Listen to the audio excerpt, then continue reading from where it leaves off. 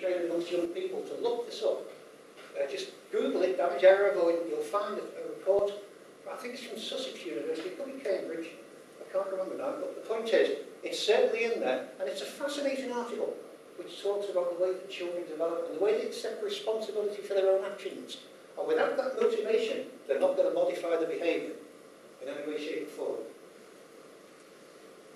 The second one, classic one, child demonstrated. And the critical issue, and could explain the need. If you take a child to the roadside and say, what we've got to do first is stop the curb, blah, blah, sure they'll do it while you're there. But do they understand why and what the consequences are? And that's closely linked to this damage and error avoidance issue. That damage and error avoidance issue underpins all the behavioural factors that follow. Doesn't matter what you're trying to teach in terms of behaviour. Child look properly in all directions to traffic at a junction. Where traffic could come from more than two directions. Again, an absolute fact. You can take them to a four-arm junction and you're standing that way, there's a road behind, a road ahead. They often won't even say the road ahead. They've been so ingrained in this issue, look left and right, look left and right, look left and right, by adults, that it's stuck in their mind, and they just repeat this as a mantra without any attention towards the behaviour. Child demonstrated the ability to cross safely at junctions. You know what? Many pedestrian training schemes teach children to move away from junctions and down side roads and stuff like that. Do they do that in real life? Let's think about this.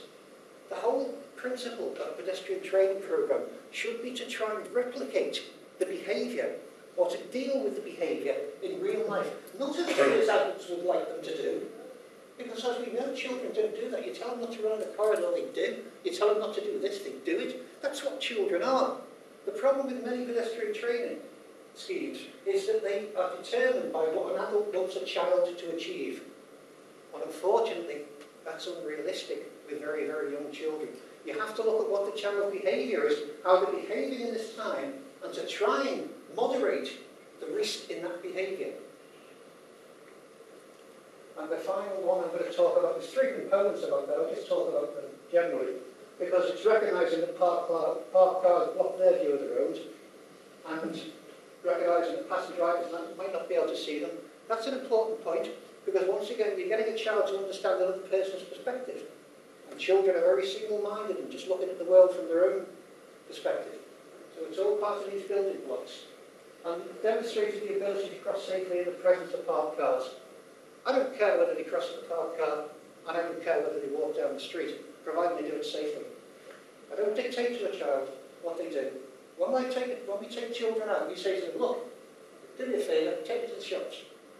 And if there's parked cars there, they've got to deal with them. Because that's the real life. That's the world in which they live in. The streets are full of these things. A child will not walk 100 metres to a space, goodness knows where, to try and go over there. They're not going to do it. Just observe them in life and you'll find that yourself. So once again, when you talk about programme objectives, you've got to be realistic. And you've got to know the animal that you're dealing with. And you've got to try and moderate the behaviour, or at least moderate the risk in that behaviour. Give them the skills that they need to cope with the behaviour that they're exhibiting at the time. And you see, this sheet now, what we do, I said to you before about communicating with parents. I have 1,500 children in year one in Knowsley. Every single one of them is taken to the roadside and given this assessment. And each one of those children is very, very different. You see there's X's and stuff like that. A showed excellent road safety awareness. B showed, you wouldn't expect it as a 5-year-old. B showed good road safety awareness. C showed some. And D showed very little or no road safety awareness. So each child is taken out individually and marked on each of those 8 components of the behaviour. And that is what goes home to the parent. Together with an explanatory letter to the parent and a copy of this DVD I'll talk to you about later. But the point is, when we do this, we go into a school in the morning time and each child is taken up on this 20-minute session, maybe 25 minutes depending on the child, if they have special needs or whatever it might be. And they're marked on each of those 8 components. And the first response is marked. Not after we've actually talked to them about this issue. If they walk off the curb, of course you've got the hand, and of course you stop them, and of course you speak to them about it and explain what the issues are and get the child's perspective. But the point is, the first response is actually marked on this. And the critical thing about all child pedestrian training schemes, it's a word that is probably common amongst you all, or a phrase, should I say. It's called child-led. And that means to say that what you should really do, what you must absolutely do, is allow the child to lead the process. Because if I'm pedestrian training a child and I'm walking along with the child here and I stop at the curb and that child's half a yard behind me, what are they going to do? They're going to stop at the curb, exactly with me. So, at all times, the child must actually lead. Child-led is not just a phrase, it's an action. It doesn't just relate to words in terms of language, it relates to behaviour as well. So that child must lead the way with you. And of course, if they take a foot off the step, you can easily bring them back to into line in terms of. But if you walk alongside the child in pedestrian training, that child will absolutely mirror your actions in all ways. And you think they're stopping at the curb, but it's only because you are. It's a simple fact. So, this goes home to all parents. And the beauty of this is the fact that we go into the playground in the afternoon time, because all mums and dads, most mums and dads, pick up their own and some other children alongside them. And for a class of 30 children, you'll probably get maybe 20, 25 mums or dads or carers in the playground waiting for the child to come out for 10 or 15 minutes. So what we do, we will have this in an envelope with the communication, we will have this with a DVD, and for all those parents that are gathered in that playground, we will start handing these out.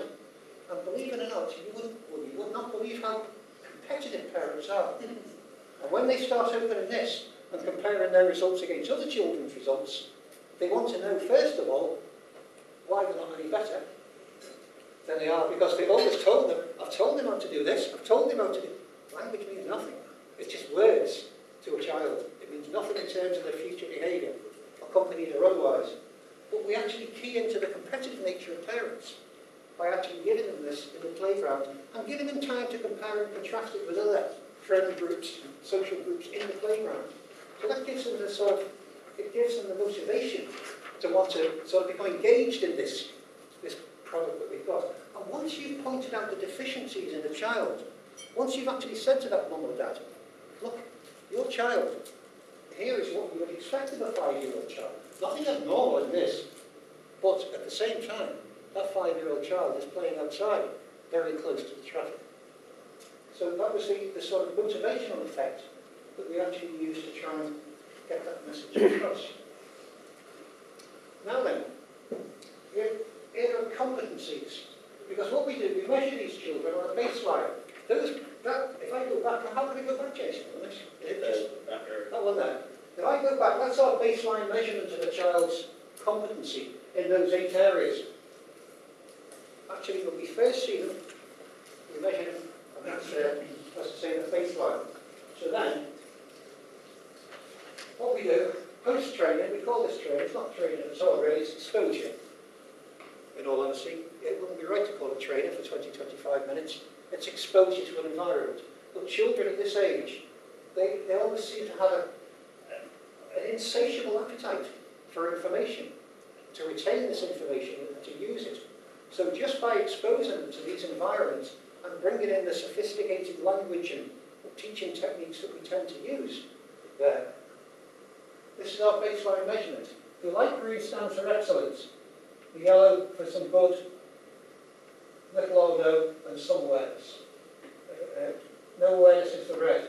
That's our control group. What we do, you see, we go back 3 months later and measure the effect of this exposure on these children. And we chose 3 months for 2 reasons. First of all, 3 months is not an awful lot in developmental terms. And although children develop rapidly at that age, a child at the beginning of year 1 is very different from a child at the end of year 1. But 3 months is not too long in that process to be able to skew the figures too far. And secondly, it's long enough for the child to forget what they told us first time. So they can't repeat the same thing in the same circumstances. That's our